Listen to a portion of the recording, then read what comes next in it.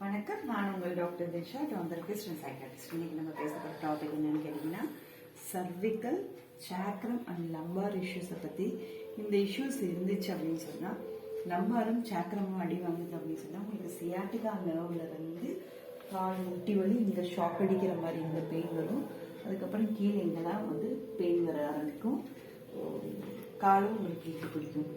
இந்த சர்விக்கல்ல இஷ்யூஸ் இருக்குன்னா உங்களுக்கு மைக்ரேன் ப்ராப்ளம் வரும், தலை சுத்தும், இந்த காதுல பிரச்சனை வரும், இந்த இடத்துல உங்களுக்கு இழுத்து பிடிக்கிற மாதிரி வலிக்கும், இங்க குரக்குழி பிடிக்கிற மாதிரி இருக்கும், இங்க ஷோல்டர் ஃபுல்லாவே இங்க பெயின் வரும், இந்த இடத்துல கையை தூக்க முடியாத அளவுக்கு இருக்கும், எல்போல பிரச்சனை வரும், இங்க வரைக்கும் இந்த விரல்ல ப்ராப்ளம்ஸ் இருக்கும், இங்க ஜாயிண்ட்டுக்கு பெயின் எடுக்க ஆரம்பிக்கும், கையில உங்களுக்கு ஸ்ட்ரென்த்தே இல்லாத மாதிரி ஒரு ஃபீல் ஆகும்.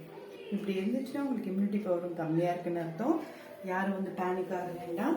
ஒரு நல்ல நேச்சுரோபதி அண்ட் டான் தெரபிஸ்ட் முடிச்சவங்க கிட்ட நீங்க போயிட்டு ட்ரீட்மெண்ட் எடுத்தீங்கன்னாவே அந்த டிபெண்ட்ஸ் அப்பான டிசீஸ் அண்ட் பேஷண்ட்ஸை பொறுத்து டாக்டர் எத்தனை செட்டிங்ஸ் வர சொல்றாங்களோ அந்த மாதிரி போய் நீங்க ட்ரீட்மெண்ட் எடுத்துக்கிட்டீங்கன்னா, டான் தெரப்பி பண்ணீங்கன்னாவே உங்களுக்கு ஸ்பைனல் சரியாயிடுச்சுன்னு சொன்னா உங்களுக்கு இருக்கிற இஷ்யூஸ் சரியாயிடும் என்று புண்டையுடன் உங்களுடன் நான்.